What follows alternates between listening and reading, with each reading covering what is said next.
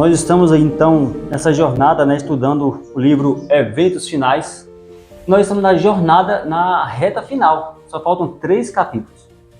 Quarta-feira passada nós vimos a primeira parte lá do capítulo 17, tratando das pragas, do Apocalipse, das 7 últimas pragas, da perspectiva do ímpio, e ficamos de ver hoje a segunda parte dessa temática, que agora já é no capítulo 18, as mesmas 7 pragas, porém da perspectiva do justo, porque é o mesmo evento que acontece, porém uns vão sofrer, outros vão ser protegidos, e esses são os justos, não porque são justos, porque se consideram justos, porque fez isso, porque fez aquilo, porque guardou sábado, porque devolveu o dízimo, não, mas é porque reconheceram em Jesus o justificador.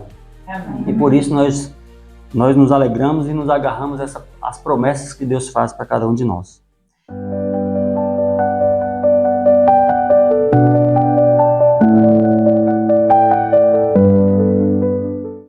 Mas antes de vermos o capítulo em si, nós vamos abrir as nossas Bíblias aí no livro de Daniel, no capítulo 12. O último capítulo do livro de Daniel. Vamos ver aí. Sempre para cada tema, pelo menos 2 versículos ou 2 textos bíblicos para nos embasarmos. Todos acharam? Mamãe? Vamos orar então? Querido Deus, em nome de Jesus, te agradecemos, Pai, pela oportunidade que você nos concede de abrirmos a Tua Palavra. Amém. De poder, ó Deus, invocar o Teu santo nome e ter a certeza de que o Senhor falará conosco nessa oportunidade. Certo de que podemos contar com o Teu auxílio, rogamos que ministre em nossos corações a Tua vontade e a Tua instrução, em nome de Jesus. Amém. Amém. Daniel 12 traz essa informação no versículo 1, dizendo: e naquele tempo se levantará quem? Miguel, o grande príncipe que se levanta a favor dos filhos do teu povo. E haverá um tempo de angústia qual nunca houve, desde que houve nação até aquele tempo. Mas, naquele tempo, livrar-se-á o teu povo, todo aquele que for achado escrito no livro.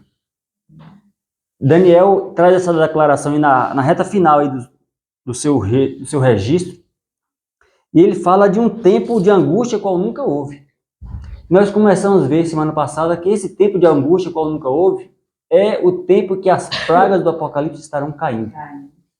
Mas nós devemos nos confortar com essa declaração de Daniel, porque ele diz que Miguel se levantará. Ele se levantará para fazer o quê? Para livrar o povo dele, para proteger, para guardar.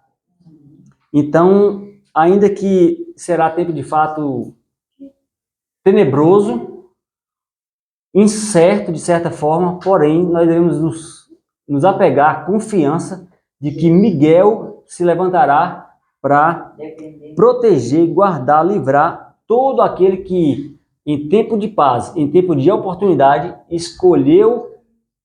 permitiu Deus escrever o seu nome no livro da vida. Amém. Isso é, essa informação aqui, essa declaração, essa promessa, esse registro, ela deve estar marcada no nosso coração, porque no momento em que de fato precisarmos da proteção, nós temos que nos lembrar de que Miguel prometeu nos proteger.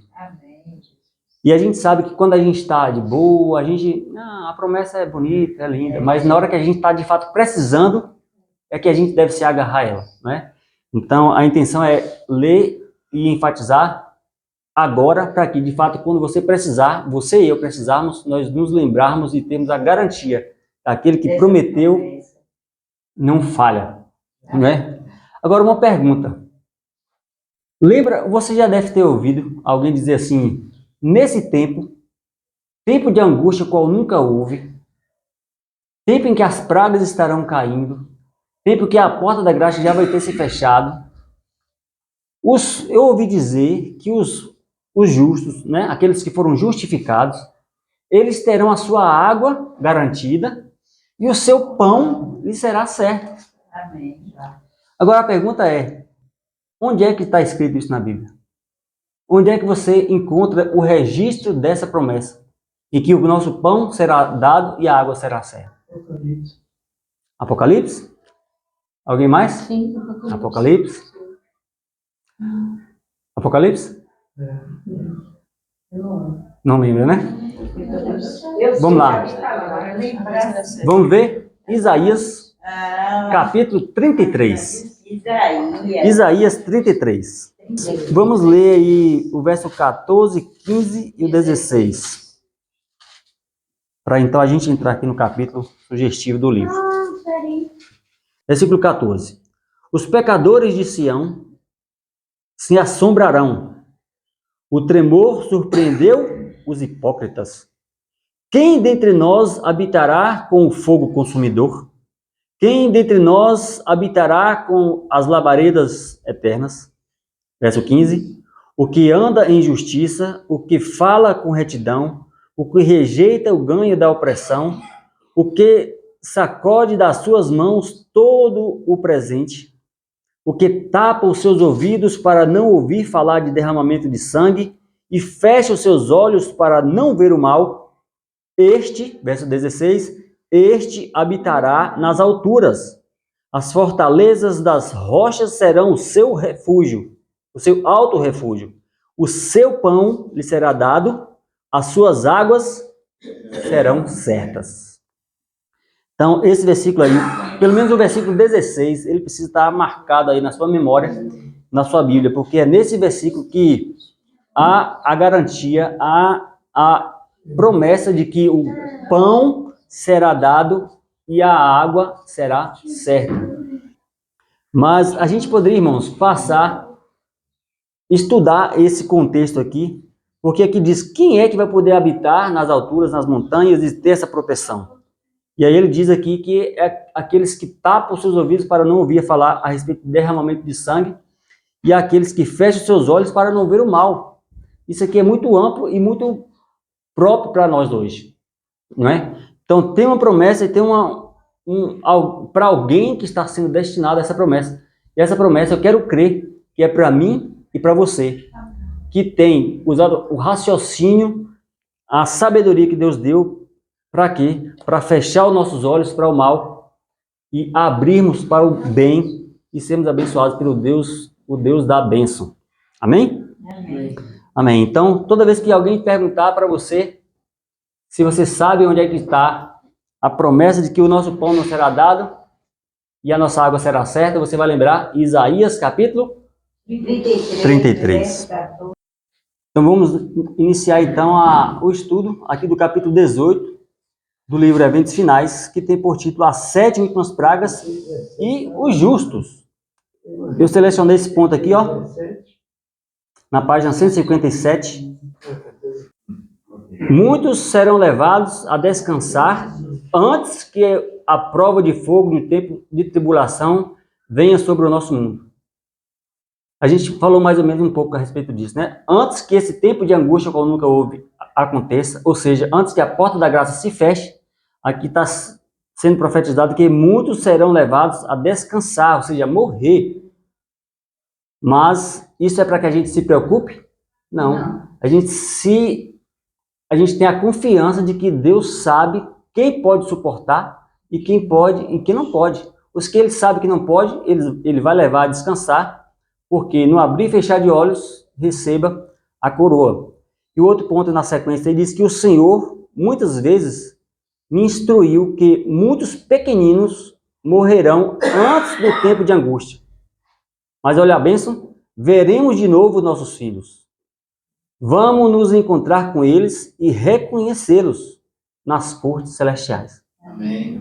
Então, é informação, mas também na sequência da promessa de que nós vamos reconhecê-los e que veremos e reconheceremos. Então, não é para a gente se preocupar, mas sim confiar de que Deus sabe quem de fato pode suportar. Mais embaixo diz que a igreja remanescente terá que passar por grande prova e aflição. Aqueles que guardam os mandamentos de Deus e a fé de Jesus sentirão a ira do dragão e dos seus exércitos. esse texto, essa declaração que me fez lembrar de Apocalipse 12, 17, né? Irou-se o dragão contra quem? Contra a mulher, contra a igreja. Mas foi fazer guerra contra quem? Contra o restante da sua descendência, ou seja, os remanescentes. Os que guardam o mandamento, né? Os que guardam os mandamentos de Deus e têm o testemunho. Então, por esse texto, né, bíblico, Apocalipse 12, 17, nos diz que o dragão está irado contra a mulher, tá, mas ele persegue quem é a pedra no sapato dele, né, que são os remanescentes. A gente vai avançar aí no ponto 1, 2, 3. No terceiro tópico, saiu um decreto para matar os santos, o que fez com que eles clamassem dia e noite por livramento. Então, essa declaração que está falando de mim e de você. Vai se ouvir a notícia de que um decreto, não é exatamente um decreto dominical, mas um decreto de morte. E esse decreto de morte, ao chegar, ele faz com que a gente tenha uma reação. Qual é a reação? Clamar por Deus, clamar pela misericórdia de Deus, dia e noite. Clamar por livramento. Então, a gente pensa assim, ó, de forma poética, de forma ilusória. Ah, não, eu estou tranquilo porque quando chegar nesse tempo aí, eu vou estar tão bem com Deus, mas tão bem antes desse tempo chegar, que eu vou estar tranquilo, vou estar descansado. Ah, eu já sei que ninguém vai morrer mesmo, dos justos não vão morrer.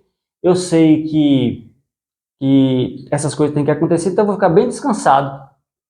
Mas aqui está dizendo que essas informações, as notícias que vão estar abalando o mundo, vai fazer com que os justos não tenham uma vida de tranquilidade, de rede, sabe? Aquela vida de rede e coco, como da praia.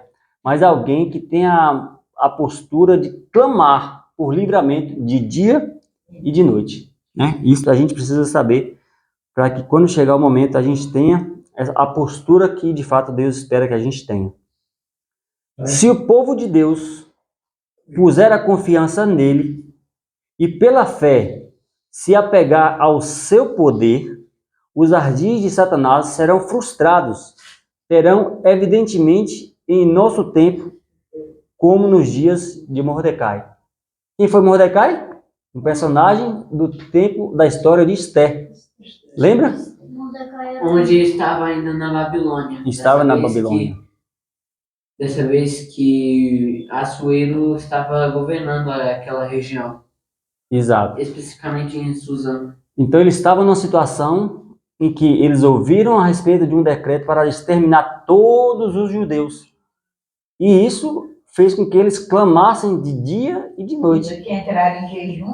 Entraram em jejum e houve comoção espiritual de gente que sabia que não, pelas suas forças não conseguiriam, mas pelas forças de Deus eles conseguiriam. Até para chegar junto do rei, para poder falar, né? Então, quando o decreto promulgado pelos vários governos contra os observadores dos mandamentos retirar deles a proteção do governo, abandonando-os que lhes desejem a destruição, o povo de Deus fugirá das cidades e vilas, se reunirá em grupos, habitando nos lugares mais desertos e solitários. Então chegará o momento, ainda não chegou esse momento. Tá claro isso? Não é momento ainda de fuga, de esconder, não. Porque ainda existe uma mensagem para ser pregada. Se eu e você fugirmos e escondermos, quem vai pregar essa mensagem? É na cidade, né? É. E o público-alvo está nas cidades, né? O público-alvo não. A maior massa de população se concentra nas cidades, então precisa. Porém, o sinal de sair das grandes cidades. Também onde você estiver, tem que pegar, né? onde tiver. Tem uma declaração que não está aqui que diz assim, ó, a orientação é para que vivamos no campo, não é fugir para o campo. Entre fugir e viver tem uma diferença tremenda, né? Só que ela diz o seguinte, enquanto não seja possível ir para o campo, deve-se empenhar em trabalho missionário nas cidades. Né? Então isso eu tenho tido essa convicção. Não está sendo possível? Não. Então se empenhe em trabalho missionário, porque Deus espera contar com a gente onde a gente está para disseminar a mensagem. Agora, quando chegar o momento, o sinal for dado, perna para que te quero. E aqui eu me alegro com essa declaração que diz assim, ó, que o povo de Deus se reunirá em grupos. Em grupos. Porque me doía o coração naquela sensação, Senhor, a gente vai fugir sozinho, a gente vai fugir para onde? E para que banda vai? E não vou poder confiar no irmão. Eu sei lá se meu vizinho é convertido mesmo, eu sei lá que meu irmão tá na igreja lá, se ele tem um coração convertido, mas aqui está dizendo que nós vamos estar em grupo, grupo de salvos, grupo de remidos, para que a fé de um fortaleça o outro. Não que ele vai emprestar a fé para ninguém, mas a fé de um fortalece, né? Fortalece o outro. O adventista é conhecido no faro. Todo mundo conhece. Quem foi você? Então, o povo de Deus, nessa época, não estará todos em um só lugar. Eles estarão em grupos, ó, mais uma vez. Estarão em grupos, na página 160. Posso falar uma coisa? Para quem não... Olha, aqui em 1 Tessalonicenses, capítulo 5, versículo 3, está escrito: E quando andarem vos dizendo, paz e segurança, eis que lhes sobrevirá repetida destruição, porque esse é o sinal de que devemos fugir.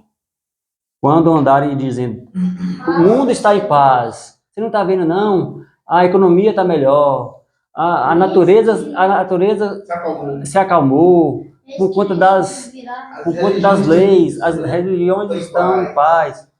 Quando vos andarem dizendo paz e segurança, acenda a lanterna, porque a repentina destruição estará a portas, é o que a Bíblia nos diz. A fé dos membros da igreja será provada individualmente, como se não houvesse outra pessoa no mundo. A fé dos membros de igreja serão provados. A fé do filho vai ser provada, a fé da esposa vai ser provada, a fé do esposo vai ser provada. Individualmente, como se não existisse nenhuma pessoa no mundo, só aquela. Porque individualmente nós iremos entrar no céu. Jesus morreu na cruz do Calvário por Indivíduos. Não morreu por O rebanho, né? pelo rebanho, mas por cada indivíduo. Por cada um. E quem aceita ele como seu salvo pessoal toma cruz e segue. Verdade. Outro dia a gente até discutia sobre isso lá com o Iago. Ele perguntou assim, pai, se só Eva tivesse pecado e Adão não? A gente chegou à conclusão, depois de conversar algum tempo, que Jesus viria morrer só por Eva. Porque era um indivíduo ali que necessitaria da graça de que aquele plano de redenção entrasse em ação. Então, assim como Jesus veio morrer por nós individualmente e também nos alcança coletivamente, nós também seremos provados como se não existisse nenhuma outra pessoa no mundo. Isso é o que é importante, irmãos, nós reconhecermos e considerarmos. E a própria Bíblia fala, né, que uma alma ganha vale mais que um mundo ter perdido. Vale mais que um mundo ter perdido. Então, realmente, deveria estar por ela. Faz muito sentido, né, nessa declaração bíblica, que a gente acaba entrando em acordo, não pelo que a gente acha, mas pelo aquilo que está declarado nessa passagem que você disse. Também porque no mundo parece que só a gente está sofrendo aquela carga. Porque só a gente sabe o que tem no nosso coração e Deus. A gente acha que a vida do outro está muito melhor, só que a gente não conhece o coração. Só Deus, né? E Deus, meu coração. É verdade. Por isso que o trato de Deus é individual. Amém? Então, a experiência de Jacó durante aquela noite de luta, lembra da noite de luta? Jacó no Val do Jaboque? A irmã velha está acompanhando ali. Aquela noite de luta e angústia representa a prova pela qual o povo de Deus deverá passar pouco antes da segunda vinda de Cristo. Pai, era Jacó que lutou com o anjo, né? Isso. Não era só aquela dorzinha, não. Na verdade, deslocou. Aí já foi a conclusão do embate, né? Mas o que está sendo mencionado aqui é que é para a gente lembrar daquela história, daquela situação lá que Jacó vivenciou. Ele estava com medo por conta da informação de que o irmão dele estava vindo. 400 homens. Ele estava naquela angústia. Será que Deus me perdoou mesmo? Será que eu confessei todos os meus pecados? Ele estava aprovado por Deus. Por quê? Porque antes desse momento, ele havia pedido perdão, ele estava arrependido das suas decisões ali. Então, a informação da perseguição e a pressão psicológica do perdão do pecado fez com que Jacó lutasse com o anjo ali, lutasse com Deus. E olha com a perna deslocada. E a bênção que a gente aprende disso é o seguinte, ó. Jacó ganha. Afinal de contas, Jacó, naquela luta específica, ele ganhou ou ele perdeu? Ganhou. Ele ganhou. Mas a Bíblia diz que ele foi atingido na coxa, não foi água. Ele foi tocado na coxa, ele foi deslocado e ele foi nocauteado ali. Ele foi, neutralizado. Então, literalmente, ele perdeu. Porém, eu aprendo uma coisa. Que quando eu luto com Deus, quando eu perco para Deus, aí é que eu ganho. E a rapidez que Deus mandou o plano de Esaú, né? Sim. Foi 400 anos matar de repente. Enquanto Cristo lutava, olha só que importante isso. Enquanto Cristo lutava com Jacó, o Espírito Santo lutava com Esaú. Para transformar o coração, para fazer ele mudar de ideia. Tira essa ideia da cabeça a ponto de quando ele desce lá do seu transporte, não sei se era cavalo, se era camelo, quando ele desce, em vez de ele pegar uma espada e tentar ferir o irmão, ele beija o irmão. Então, tamanha foi a transformação que o Espírito Santo conseguiu fazer naquela luta. Enquanto Jesus lutava com Jacó, o Espírito Santo estava lutando com ele. Jacó temia muito, Porque no literal, não só por ele, mas pela família. Ele mandou os criados levarem os rebanhos como presente. Sim. Para aplacar a ira do irmão. Exato. Nem precisava, porque ele era rico. Então teve todo um desprendimento para demonstrar a transformação, né? Isso também nos leva a pensar algumas coisas interessantes, né? O desprendimento para demonstrar aquilo que de fato nós nos tornamos em Cristo Jesus. no literal, ele tinha perdido, mas no espiritual, ele ganhou. Exatamente, é exatamente isso. Para demonstrar o quê? Que quando a gente luta com Deus de verdade, no nosso íntimo, com todo o nosso ser, Senhor, eu perdi, eu perdi. Foi aí que você ganhou. Porque você está dizendo, olha, eu perdi porque eu estou abrindo mão de fazer aquilo que eu gosto. Eu perdi porque eu reconheço que eu estava errado nisso e o Senhor está certo. Perdi. Então, quando você perde, reconhecendo que você perde para Deus, aí é que você ganha. Então, aquela cena que aconteceu, que está registrada lá no livro do Gênesis, é representativo daquilo que acontecerá conosco. Vai chegar um dia que não vai ser mais o Jacó e o anjo, vai ser você e Jesus. Eu e Deus. E aí? Será que Deus vai conseguir vencer o nosso preconceito, a nossa soberba, o nosso eu acho, eu creio, eu sou? Não. A gente vai chegar, na hora que chegar na nossa vez, a gente tem que ter a postura que Jacó teve de reconhecer que não consegue vencer para Deus e só então ser um vitorioso em Cristo Jesus. Amém. Na página 162 aí, no tópico, os santos não perderão a vida. Deus não consentiria que os ímpios destruíssem aqueles que estavam esperando pela transladação. A gente afirmou, mas só que a gente não mostrou o texto, né? Pós fechamento da porta-graça, não será mais autorizado para o inimigo, não será mais permitido que nenhum inimigo, nenhum ímpio tire a vida de um justo. Porque não haverá mais necessidade de um mártir. Porque hoje Deus ainda permite para que ímpios vejam aquela situação e se convertam. Mas pós fechamento da porta-graça, que necessidade jamais de um mártir? Nenhuma. Então, Deus está declarando que não consentirá que o ímpio tire a vida do justo. Porque os mártires, eles até morriam crendo em Deus. Por isso mesmo. E para que os ímpios vejam que a fé deles foi tanta que eles Preferia morrer do que, mais ceder do que ceder. É isso? isso, do que faz simplesmente eles se arrependerem e quererem ter mais conhecimento sobre o assunto. Então a gente vê nesse caso também aí que Deus não vai permitir que nenhum mártir morra em vão. Deus sabe quem pode ser mártir. Às vezes alguém tem que nós se preocupando assim, quem vai ser? Quem é? Deus escolheu um de nós para ser, ou todos nós, preparados para isso. Temos um curso de Cristo, né? Então, eles estavam prontos para isso. Então, Deus não vai pegar um que não está pronto, vai para lá, porque ele vai morrer. Se morrer e perder a salvação ainda. Não vai adiantar. Então, Deus sabe quem é que vai para a quem é que vai para a prisão, quem é que vai ser escravo, quem é que vai fugir da cidade, fugir do campo. Deus sabe tudo antes que aconteça a criação da terra. Verdade. Essa aí. Eu lembro de uma declaração você falando aí que diz assim que na hora que necessitarmos da coragem, essa coragem nos será dada. Está precisando dessa coragem a ponto de morrer ou viver? Agora não está sendo necessário. Mas a promessa é, quando de fato necessitarmos, essa coragem será dada. Então eu me apego a essa promessa e confio de que Deus de fato dará, se de fato eu precisar. E Deus já sabe que você que vai ser, não o outro. Exato. Então, eu não vou morrer, não, você não adianta. Nem vão. Deus é que sabe. E se tiver, no caso, ainda que alguns morram,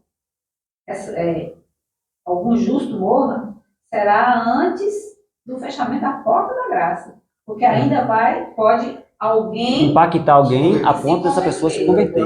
Mas depois que a porta da graça fechar, não tem mais necessidade. Porque você vai morrer para quê? O sangue vai ser derramado em vão. A ênfase dessa declaração foi exatamente essa. Não tem mais por que permitir. E aí nós teremos o ministério dos anjos, né? Para nos proteger. E eles nos consolarão, né? Porque a gente vai lembrar do que a gente leu, né? Como que diz em Mateus. Fala que a gente, na hora certa, a gente vai lembrar. É isso. Não temos o que haver de falar, porque no momento que precisar, o Espírito Santo vai fazer lembrar. É isso? Pai, Isso. pai, só uma pergunta. A porta da graça só irá se fechar primeiro para os adventistas, certo? Certo. Então, se fechará primeiro para os adventistas, ainda vai sobrar mais tempo para outras pessoas que não conheceram Jesus se arrependerem? Fechou a porta da graça, encerrou. Mas que a porta da graça irá se fechar primeiro para os adventistas. Espera aí, Iago, tô vendo. Deixa ele falar primeiro, pai. Tá, vamos lá. Vamos discutir aqui essa pergunta do Levi. Todos entenderam a pergunta? Se a gente de fato for aprofundar nesse assunto, a gente vai entender que a porta da graça se fecha primeiro para os adventistas. Por quê? Porque receberam mais luz, receberam mais instrução, tem mais informação, material para estudar, mais revelação. E a Bíblia diz lá em Pedro, 1 Pedro, que importa que o julgamento comece pela casa de Deus, pelo santuário, começa pelo santuário. E se começa primeiro pela casa de Deus, qual será o fim daqueles que rejeitam o evangelho, né? Então, é isso. Fecha primeiro porque recebeu mais conhecimento. E na sequência vai fechar a porta da graça de forma geral. Né? Aí tem aquela história da hora 1/10, né? Aqueles trabalhadores que trabalharam ali só um pouquinho, no finalzinho do expediente, e conseguiram o mesmo salário daqueles que começaram a obra lá no início. Né? Então, não sei se respondi a sua pergunta. Respondi? A porta da graça se fechará para os adventistas primeiro, sim, porque nós recebemos mais luz de conhecimento.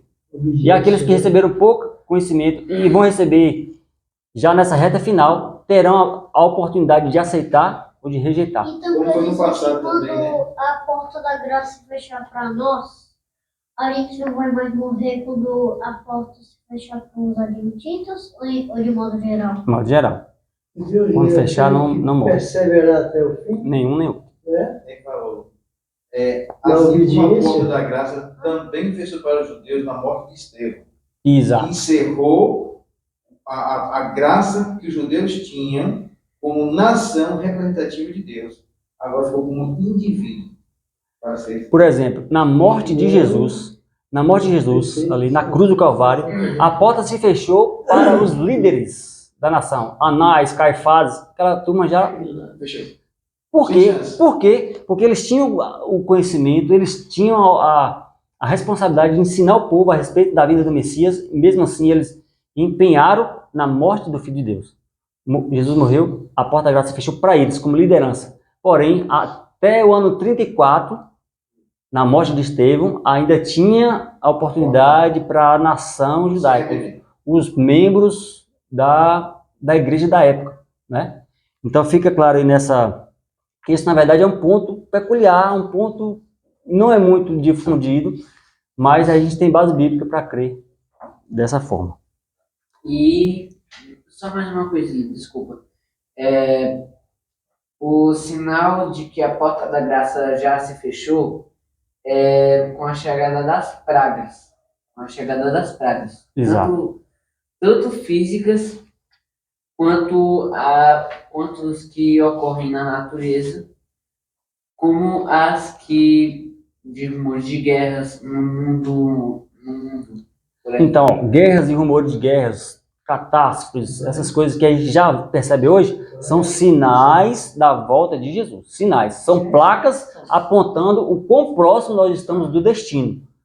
Agora, quando a primeira praga cair, O destino chegou. a porta se fechou. O povo de Deus não estará livre de sofrimento.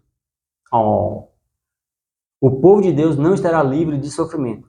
Porque ainda que a nossa salvação já estará garantida, nós teremos o ministério dos anjos para nos auxiliar. São os anjos que trarão o pão que a gente necessitará, a água, né? Porém, aqui está nos dizendo que nós, como povo de Deus, não estaremos livres do sofrimento. Embora sejam perseguidos e angustiados, embora suportem privações e sofram pela falta de alimento, não serão abandonados para morrer. Então, haverá sensações de que Deus abandonou. Cadê Deus? Que nessa hora quem está mais precisando? E aí a gente teria que estudar a história de Jó, para a gente entender por que de tudo isso. Mas seria uma outra oportunidade. Como ele fez com Elias, né? Com Elias. Hoje mesmo. Se fosse assim, não, o poder não tem problema nenhum. O poder adoece. Exato. Tem desemprego. Passa dificuldade. Passa alguma necessidade. Assim, nasce por dentro assim mesmo. Olha o planeta todo. Não tem um poder que está passando uma angústia. Morre. Exato. Até então é a mesma situação. As angústias Mas prévias. Deus está conosco todos os dias até a aproximação do século. Mesmo que está no hospital lá, prestes a morrer. Deus está. É a promessa dele. É promessa. E a gente pode reivindicar as promessas de que ele estaria conosco até o final do século. Que morra a promessa, que morra, viverá. A promessa. Exatamente. Deus proverá. É o tópico aí. O Senhor tem me mostrado repetidamente que é contrário. Isso aqui, gente, isso aqui é importante demais. Olha só. O Senhor tem me mostrado repetidamente que é contrário à Bíblia fazer qualquer provisão para o tempo de angústia. O tempo de angústia está começando, eu vou acumular comida, eu vou comprar fardos, eu vou fazer lavoura. Por quê? Porque na hora que chegar esse momento eu já vou ter a comida. Aqui vai dizer na frente que se nós fizéssemos isso, quando de fato acontecesse esse momento, os ímpios tomariam aquilo que a gente guardou. Então é hora de confiarmos em Deus, porque Deus proverá. Que a sua semente vai nascer. A do ímpio vai apodrecer na cova. Entendeu? E mesmo se tiver tudo arrumado, bonito, sua rocinha, casa, esse pular sem que vai acontecer. Não é garantia de nada. Lembra quando o povo de Israel, que estava lá no Egito, foi tirado por Moisés? No tempo do maná, se você, por exemplo, pegasse comida para quarta-feira e depois também para segunda-feira, a comida ia estragar. Mas por quê? Porque você. Não Se confiava você em Deus, né? porque você não ia confiar. Deus não Que ia dar Deus- no outro dia, né? Mas agora, no sábado, na sexta-feira, você teria Em que dobro. pegar em dobro. Para no sábado você não precisar. Trabalhando, tá cozinhando, né? É o princípio aí, né? Então a gente pode e deve Ou seja, descansar no ou Senhor, seja, que Deus porque- proverá. Se você guardasse alimento antes disso, era porque você não confiava que Deus ia prover o pão e a água. Exato. Não é a nossa providência. Não é a providência, não é a nossa providência como alguém que consegue organizar, não vou guardar tanto. Não é a providência humana, é a providência de Deus. Eu até agora, na hora mais difícil, É. vai dar só. Outro interessante, não sei se você vai falar isso aí, nesse parágrafo aqui, é que o povo de Deus vai viver a pão e água. Não está acostumado com outros tipos de alimento, outras coisas. Deus vai dar apenas pão e água. Nós lemos, né? Nós lemos em Isaías que o pão será dado e a água será certa. Aqui Não, também. Não tá vai vir pizza, não vai vir churrasco, nada. Agora não passou para lá, essa água e esse Acostumar. pula muita fogueira, né? E acostumado E aí vem o dinheiro. Ou seja, o princípio de uma alimentação natural, uma alimentação simples, né? Esse é o princípio. Para encerrar aqui, ó, o último parágrafo é na página 164, semelhante a Cristo, diz assim, ó, neste momento, que momento? No momento desse tempo de angústia, enquanto o nosso grande sumo sacerdote está fazendo expiação por nós, devemos procurar nos tornar perfeitos em Cristo. Ou coisa difícil. Não se sabe quando as pragas vão cair. A gente não sabe quando vai cair, quando se a porta se fecha, nem quando a gente morre. Pode ser um segundo depois, pode ser amanhã, pode Exato. Conhece o andamento da profecia, que a cada hora está fechando o ciclo. Então ele está esperando a qualquer hora Jesus está vindo do céu para poder grande glória. Então ele está dizendo, neste momento, ou seja, nesse momento de graça que estamos vivendo, enquanto Jesus ainda está intercedendo por nós, devemos procurar nos tornar perfeitos em Cristo. E tentam colocar na cabeça da gente que é impossível, mas só que Jesus diz assim para Maria Madalena, vai e não peques mais. Se Jesus está falando para ela ir e não pecar mais, Eu sei, é porque é possível ou é impossível? eu sei. É possível. Ele não ia pedir para ela fazer uma coisa que ele sabia que era impossível. Fala, filho. Se você pedir perdão pelos seus pecados, você já não vai ter pecado mais. Precisa se confessar. Pecado confessado é pecado perdoado. O pecado que é escondido, ele tem que ser pago. E aí, quem esconde o pecado acaba tendo que pagar pelo pecado. Mas se a gente confessar, Jesus é fiel e justo para perdoar aqueles que confessar, né? Então essa é a nossa parte nesse processo aí, apenas confessar e confiar que Jesus pode todas as coisas. Eu quero encerrar com o Salmo 9. Salmo 9, verso 9. Diz: o Senhor será também o quê? Um alto refúgio. Para quem? Para o oprimido. Um alto refúgio em que tempo? Em tempos de angústia, né? Ou horas de tribulação. Verso 10. Em ti confiarão os que conhecem o teu nome. Porque tu, Senhor, nunca desamparaste os que te buscam. Amém. Se você e eu buscarmos o Senhor hoje, essa promessa é para nós. Buscarmos o Senhor hoje, porque em tempo de angústia nós poderemos contar com esse Deus que fez essa promessa. Amém. Quer você hoje reafirmar a sua confiança e a sua esperança no Deus que fez essa promessa? Levanta a sua mão direita como quem diz, eu quero. Que Deus possa tomar a sua decisão e colocar no odre celestial e confirmar os nossos nomes no livro da vida, para que quando chegar aquele momento lá que nós começamos lendo, lá em Daniel 12, 1, quando Miguel se levantar para defender os príncipes do teu povo, possa nos proteger, por quê? Porque o nosso nome estará escrito no livro da vida. E que nosso nome esteja registrado lá e é a garantia, pelos métodos de Cristo, que alcançaremos esse privilégio. Vamos ficar de pé para uma oração final. Oremos. Querido eterno Deus, em nome de Jesus, te agradecemos, Pai, pelo ministrar do Senhor em nossos corações, em nossa mente, nessa noite de clima tão agradável, Senhor. De poder, em tempo de paz, tempo de tranquilidade, poder abrir a Tua palavra, expor aquilo que a gente entende, aquilo que a gente compreendeu da leitura e poder, Pai, contribuir com a edificação uns aqui dos outros. Mas, Senhor, nós nos agarramos firmemente nas promessas do Senhor, de que nesse tempo nós não estaremos sozinhos. Ainda que a gente vai imaginar que está só, vai sentir a solidão que quem sabe o Senhor sentiu lá naquela cruz, mas o Senhor estava pertinho ali. Nós também temos essa convicção de que o Senhor estará perto de nós, porque é promessa do Senhor. Amém. Senhor, quando tudo isso estiver acontecendo, nos ajude a nos lembrar desses momentos aqui, Pai. Nos ajuda a nos lembrar das promessas do Senhor. Quando, quem sabe, nosso filho tiver fome e nos pedir pão e a gente não ter como providenciar, nós cremos que o Senhor proverá. Amém. Porque nós aprendemos com o Senhor de que o Senhor nos daria o pão e a água.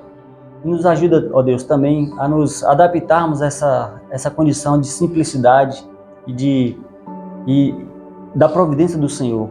Amém. Nós, ó Deus, nós precisamos humildemente reconhecer que nós precisamos de Ti e que, por misericórdia, confirma o nosso nome no livro da vida. Amém. E que quando Miguel, o grande príncipe, o príncipe que está destinado a defender o Teu povo, vier, Pai, possa nos achar nesse grupo de pessoas que hoje está confiando no Senhor e naqueles momentos também confiarão no Senhor. Amém. Certo de que nós podemos contar com o Teu auxílio, com os Teus favores, Pai, com a Tua intercessão. Nós rogamos agradecidos, em nome de Jesus. Amém. Amém. Amém.